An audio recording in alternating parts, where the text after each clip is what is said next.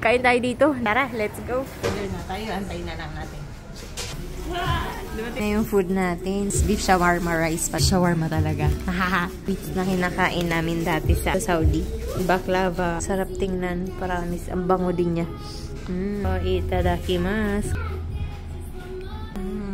Paramis ang sarap. Legit siya na basmati rice.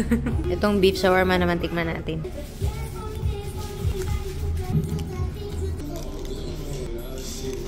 Madami din siyang laman, oh. Nahagatan ko na. Di ko na na-videohan, eh.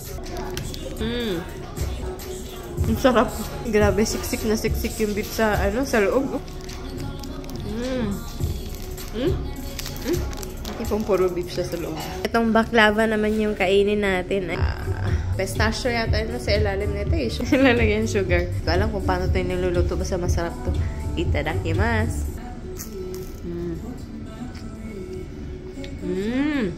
Sarap. Subukan natin isa.